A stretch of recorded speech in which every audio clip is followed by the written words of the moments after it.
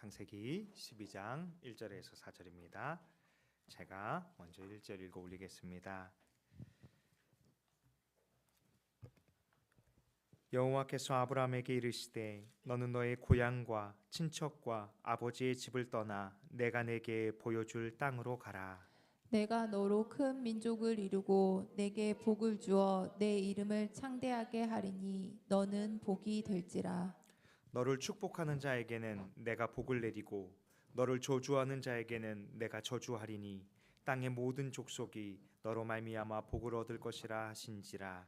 이에 아브라함이 여호와의 말씀을 따라갔고 롯도 그와 함께 갔으며 아브라함이 하란을 떠날 때에 75세였더라. 아멘. 오늘은 여호와께서 이르시되라는 제목으로 하나님 말씀을 같이 나누기 원합니다. 바벨 사건으로 인해서 하나님의 심판으로 백성들이 흩어졌잖아요. 그런데 하나님의 계획은 심판으로 끝나는 것이 아니라 다시 하나님의 구속사를 이루어 가십니다. 하나님은 셈의 후손인 아브라함을 부르셔서 구속사를 펼쳐가고 계십니다. 오늘 우리를 향한 하나님의 구원 계획도 반드시 주님께서 이루어가 주실 줄로 믿습니다. 우리의 가정과 믿음의 공동체 가운데 주님은 신실하게 역사하여 주실 것입니다. 창세기 11장 끝부분에서 셈의 족보를 다시 한번 설명하신 이유는 이 노아 홍수 2년 후에 이 셈이 아르박삿을 낳은 이 족보 이야기를 하고 싶은 거예요. 바로 이 아르박삿과 또 나홀과 또 데라와 또 그를 이어서 아브라함이 출생하는 것을 이 11장이 다시 한번 보여주고 싶은 것입니다. 그런데 이 아브라함의 아버지 데라는 아픔이 있어요. 세 아들 중 하란이 먼저 갈대아 우르에서 죽게 되었다라고 성경은 기록하고 있어요. 그리고 셈의 후손들은 대부분 30살 즈음에 자녀들을 출생합니다. 그런데 데라는 26절에 보면 70이 되어서 아들을 낳았다라고 기록하고 있어요. 그만큼 이 데라가 노년에 아들을 낳았다라고 말씀하고 있는 것입니다. 그런데 의아하게도 지금 아브라함이 어떻게 되고 있죠? 30절에 보면 사레는 임신하지 못함으로 자식이 없었다. 자신도 자녀로 인한 큰 아픔을 가지고 살아가고 있는데 자신의 아들인 아브라함 역시도 자녀를 출생하지 못하는 아픔을 데라가 지금 보고 있는 것입니다. 그런데 데라의 인생이 이 신앙의 여정 역시도 참 온전하지 못했다라고 성경은 기록하고 있는데요.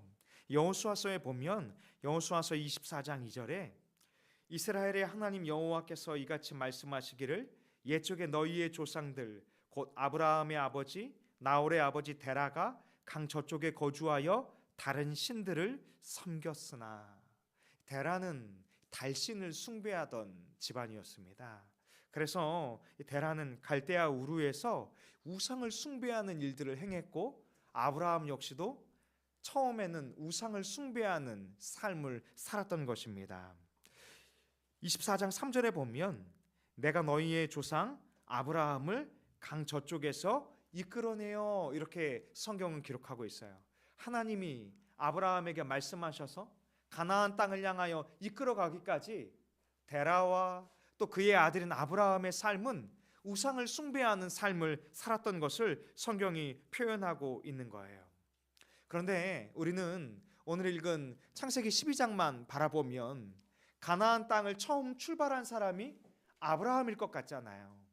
그런데 성경은 표현하기를 갈대아 우르를 떠나서 가나안 땅을 향해서 출발한 사람은 사실 데라였다 이렇게 성경에 표현하고 있습니다. 창세기 11장 31절에 보면 갈대아인의 우르를 떠나 가나안 땅으로 가고자 하였다라고 데라의 삶을 설명하고 있어요. 아마도 하나님께서는 데라를 부르셔서 갈대아 우르를 떠나서 가나안 땅으로 나아가게 하는 여정으로 인도하여 주셨던 거예요. 그 당시 그 집안의 대표인 족장으로 표현된 사람은 아직 아브라함이 아니라 데라였잖아요. 그러니 데라를 통해서 아브라함과 더불어서 가나안 땅으로 향하고 싶으셨던 것입니다. 그런데 문제가 생겼어요. 뭐냐 하면 데라가 가나안 땅을 향해 가는 여정에서 그만 중간에 멈추고 말았던 것입니다. 우리 앞서 보고 있는 이 31절의 말씀에 보면 하란에 이르러 거기 거류하였다. 이 거기 거류했다라는 표현은 하란에서 살았다는 거예요. 그래서 32절에 보면 데라가 205세가 되어서 하란에서 죽었다, 이렇게 성경은 기록하고 말았던 것입니다. 그가 우상을 숭배하다가 하나님의 말씀을 받아서 이 출발은 좋았지만 완전히 주님의 말씀을 따라간 것이 아니라 가다가 하란에서 멈추고 말았던 것입니다. 그리고 그곳에서 주의 말씀을 따르지 않고 지체하는 삶을 살게 되었다라고 데라의 이름이 그렇게 설명하고 있는 것입니다. 오늘 아브라함 가정의 집안을 살펴보면 그가 신실한 믿음의 집안이 아니라 우상의 집안이었죠. 아브라함 역시도 신실하게 처음부터 하나님을 경외했던 사람이 아니라 우상의 기구를 만들었던 그 집안의 아들로서 우상 숭배자였다라고 성경은 설명하고 있어요. 그러니 아브라함을 부른 것도 하나님의 은혜였다라고 성경이 나타내고 있는 거예요. 오늘 우리를 예수 그리스도를 믿고 하나님의 자녀로 불러주신 건 역시도 우리가 의로워서거나 우리의 집안이 신실해서가 아니라 주님이 우리를 불러주신 줄로 믿습니다. 그리고 주님이 부족한 우리를 부르셔서 믿음의 길을 걸어가게 하시는 것입니다. 그러나 우리에게도 이 말씀은 하나의 이 경고의 말씀을 주고 있는 거예요. 쟁기를 들고 뒤를 돌아보는 자가 아니라 주의 말씀을 붙들고 끝까지 그 말씀을 따라서 나아갈 수 있기를 원합니다. 사도행전 7장에 보면 여호와 하나님께서 아브라함을 갈대아 우르에 있을 때 영광의 하나님으로 보여주시고 불러주셨다, 이런 표현이 있거든요. 7장 2절에 보면 스데반이 이르되 여러분 부형들이여 들으소서, 우리 조상 아브라함이 하란에 있기 전 메소포타미아에 있을 때 영광의 하나님이 그에게 보였다라고 설명합니다. 이 메소포타미아가 바로 갈대아 우르예요. 그곳에서 영광의 하나님이 아브라함을 만나주시고 불러주셨다, 이렇게 설명하고 있는 것입니다. 그리고 나서 이후에 다시 한번 하란에서 여호와께서 만나주셨다라고 스데반은 기록하고 있어요. 7장 4절에 보면 아브라함이 갈대아 사람의 땅을 떠나 하란에 거하다가 아버지와 같이 하란에 왔잖아요. 그의 아버지가 죽음에 하나님이 그를 거기서 너희 지금 사는 이 땅으로 옮기셨느니라, 가나안으로 옮기셨다라고 설명하고 있는 것입니다. 그런데 이렇게 아브라함이 가나안 땅을 향해 나아갈 수 있는 것, 그것은 아브라함의 의지가 아니라 하나님의 강권적인 역사였다라고 오늘 12장 1절은 설명하고 있는 것이에요. 12장 1절에 보면 여호와께서 아브라함에게 이르시되 너는 너의 고향과 친척과 아버지의 집을 떠나 내가 내게 보여줄 땅으로 가라. 하나님이 아브라함에게 말씀하여 주셨고, 또 우리가 이후에 살펴보겠지만 아브라함이 마침내 갔다, 이런 표현도 있잖아요. 그런데 그 마침내 갔다라는 표현을 할 때 이 4절에 보면 아브라함이 여호와의 말씀을 따라갔다, 이렇게 표현하고 있는데요. 이 4절의 원문의 의미는 이 아브라함이 따라간 것처럼 보이는 게 아니라 아브라함을 하나님께서 그 말씀으로 강권적으로 이끌어 주셨다, 그런 의미를 가지고 4절을 설명하고 있는 것입니다. 이처럼 우리가 믿음의 길을 걸어간 건 역시도 우리의 의지와 우리의 결단보다 주께서 창세전에 우리를 선택하여 주시고 또 하나님의 사람으로 불러주시고 또 이렇게 강권적으로 주를 붙들고 믿음의 삶을 살아갈 수 있도록 인도하여 주신 줄로 믿습니다. 그런데 주님은 그런 아브라함에게 내가 결단해야 할 것들이 있다라고 1절에 설명하고 있는데요. 먼저 너는 너의 고향과 친척과 아버지의 집을 떠나라 이렇게 말합니다. 여기 고향은 아브라함에게 어떤 곳일까요? 물론 지금 아브라함이 거주하고 있는 하란이 될 수도 있고 또 갈대아 우르라 표현하고 있는 이전에 떠나왔던 메소포타미아가 될 수도 있어요. 그런데 그 아브라함의 고향인 갈대아 우르는 고대 문명이 굉장히 발달된 곳입니다. 또 아브라함이 다시 뒤를 돌아서 이 메소포타미아를 보면 그곳에는 안전장치들이 있죠. 그의 친척들과 또 아버지의 집안 사람들이 다 그곳에 거주하고 있잖아요. 아브라함에게는 세 개의 선택지가 있었을 것입니다. 아버지 데라가 하란까지 왔으니 하란에서 머물러 사는 것. 또 하나는 여기 하란에 와보니까 별 볼 일이 없는 거죠. 다시 메소포타미아로 우리가 안정되게 살았던 그곳으로 돌아가는 것. 이 발달된 문명 속에서 또 나를 보호해 줄 수 있는 집안에서 살아가기를 희망하는 것. 그러나 마지막 하나의 선택지는 무엇입니까? 여호와께서 인도하시는 대로 그 믿음의 삶을 따라 살아가는 것입니다. 그런데 주님은 이 1절에 말씀하기를 내가 내게 보여줄 땅으로 가라 이렇게 말씀합니다.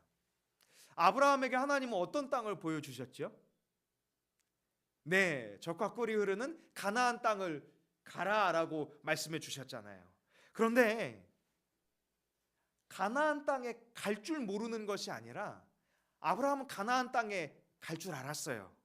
근데 문제가 있어요. 그 가나안 땅은 아브라함이 살아보지 못한 이 미지의 땅인 거예요. 그리고 그곳에서 땅 한 평도 아브라함에게 거저줄 가나안인은 존재하지 않았어요. 그래서 훗날 아브라함이 가나안 땅에 갔을 때 그의 아내인 사라의 무덤을 만들기 위해서 막벨라 굴과 또 그 주변의 밭들을 돈을 내고 사게 되잖아요. 그것이 바로 아브라함이 가나안 땅을 주의 말씀대로 차지하게 되는 첫 번째 발걸음이었잖아요. 그러니 아브라함에게 있어서 주의 말씀은 어떤 의미였을까요? 손에 잡힐까요? 잡히지 않을까요? 잡히지 않는 것이에요. 아니 주님이 가라고 하셨는데 내가 그곳에서 안정되게 살아갈 수 있을 것인가? 그곳에서 정말 주님의 말씀이 내 인생 가운데 나의 집안 가운데 실현될 것인가? 여기에 대해서는 하나님 말씀 외에는 믿을 것이 없었던 것입니다. 그래서 하나님의 말씀을 따르는 것은 사람의 눈으로 볼 때 손해보는 것 같아요. 내가 의지할 수 있는 것들을 오히려 내려놓아야 할 것 같은 마음들이 우리 믿음 안에 들어올 것입니다. 여호와를 따르는 것이 오히려 안정감을 누리는 것이 아니라 불안하고 두려운 일처럼 느껴질 거예요. 그런데 주님이 아브라함에게 이 갈대아 우르를 떠나라고 하는 이 목적이 무엇인지를 깨닫는다면 아마 아브라함은 그런 인간적인 생각들을 하지 않을 것입니다. 이 갈대아 우르는 바벨 사건처럼 여호와를 향한 반역과 또 이전에 행했던 우상 숭배의 자리였잖아요. 그러니 하나님이 아브라함에게 떠나라고 하신 이유가 무엇일까요? 너 세상이 아니라 내가 의지할 허탄한 우상이 아니라 여호와를 따라가라 이 말씀을 하고 있는 것입니다. 하나님을 따라 살아가는 하나님의 백성이 되라라고 아브라함을 불러주신 것입니다. 그때 히브리서 기자는 11장에 이렇게 말했어요. 믿음으로 아브라함은 부르심을 받았을 때 순종하여 장래의 유업으로 받을 땅에 나아갈새 갈 바를 알지 못하고 나아갔으며, 여기 이 갈 바를 알지 못했다는 것은 갈 길을 몰랐다 이 얘기를 하는 것이 아닙니다. 하나님이 아브라함과 아브라함의 자손에게 어떻게 언약의 성취를 이루실 것인지 알지 못하고 나아갔다는 거예요. 왜요? 지금 아브라함은 75세인데 무엇이 없었죠? 자녀가 없잖아요. 그러니 하나님은 아브라함에게 너의 자손이 하늘의 별과 같고 바다의 모래와 같고 내 자손이 천하 만민을 축복하게 되는 그 하나님의 놀라운 역사가 펼쳐질 것이다라고 언약을 선포하고 계시는데 아브라함의 눈에는 단 한 가지의 응답도 보이지 않는 거예요. 그러니 갈 바를 알지 못했다라고 히브리 기자는 설명하고 있는 것입니다. 그러나 그는 무엇을 따라갔습니까?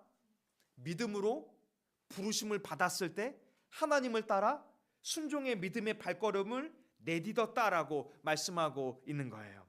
오늘 이 말씀은 우리에게 도전을 주고 있습니다. 우리는 왜 세상에서 예수 그리스도를 나타내는 빛으로 살아야 할까요? 손해보는 것 같고 당하는 것 같은 억울한 삶을 우리가 왜 세상에서 살아가야 할까요? 또 주님은 우리에게 소금으로 살아가라라고 말씀합니다.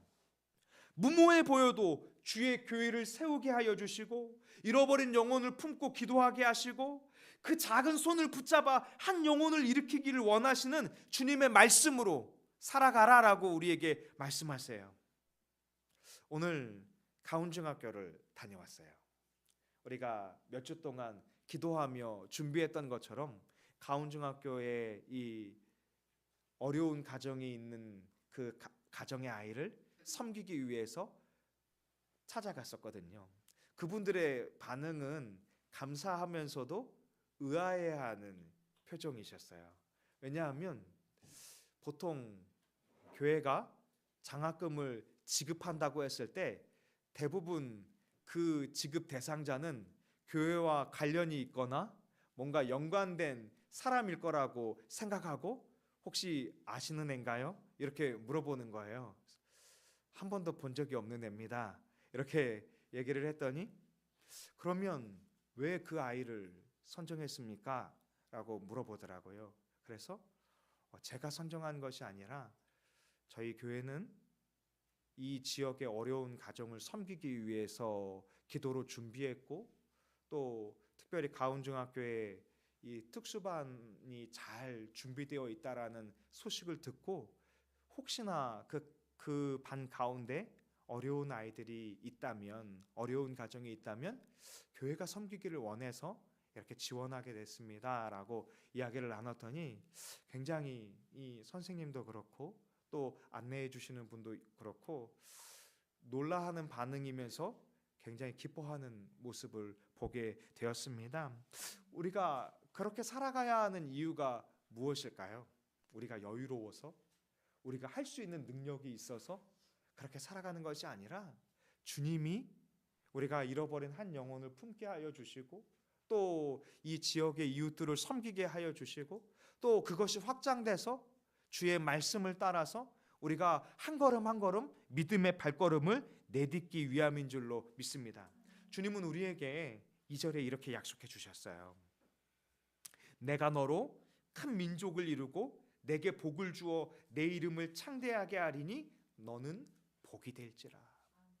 주님은 말씀하시기를 아브라함에게 당장 눈에 내 아들 하나도 보이지 않지만 큰 민족을 이루고 또 너에게 복을 주는 이유가 내가 축복의 통로가 되어서 복 자체가 되어서 너를 통하여서 천하 만민이 주님 앞에 돌아오게 되는 그 축복의 역사가 이루어지게 할 것이다 라고 말씀하고 있는 것입니다. 또 3절은 이렇게 말해요. 너를 축복하는 자에게는 내가 복을 내리고 너를 저주하는 자에게는 내가 저주하리니 땅의 모든 족속이 너로 말미암아 복을 얻을 것이라 하신지라.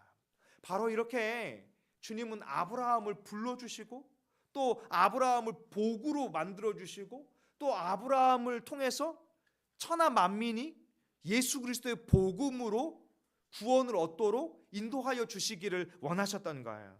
여기에 대해서 사도 바울은 갈라디아서 3장에 이렇게 표현하고 있습니다.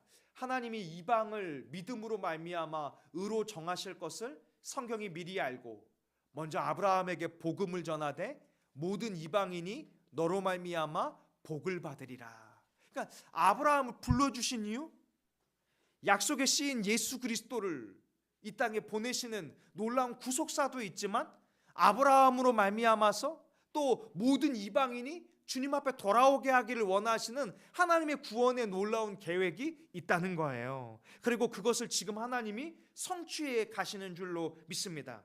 4절은 이렇게 말해요. 이에 아브라함이 여호와의 말씀을 따라갔고 롯도 그와 함께 갔으며 아브라함이 하란을 떠날 때에 75세였더라. 적지 않은 나이였지만 그는 하나님의 말씀을 따라서 하나님의 말씀이 그를 이끌어서 약속의 땅으로 믿음의 발걸음을 내디딘 줄로 믿습니다. 거기에 대해서 히브리서 기자는 마지막으로 이렇게 표현합니다. 11장 10절인데요. 아브라함이 가나안을 간 이유, 이는 그가 하나님이 계획하시고 지으실 터가 있는 성을 바랐습니다. 여러분, 이 성이 무엇일까요? 그는 하나님의 놀라운 구원 계획과 하나님이 우리에게 저 천성으로 인도해 주실 것을 바라고 믿음으로 나아간 거죠. 물론 우리처럼 성경이 완벽하게 나와져 있지 않기 때문에 어쩌면 아브라함의 시선에서는 우리보다 더 희미할 수 있어요. 그러나 그는 하나님 나라를 보고 나아간 거죠. 오늘 우리 믿음의 식구들 역시도 하나님의 나라를 바라보며 이 믿음의 삶을 살아갈 수 있기를 원합니다. 기도하겠습니다.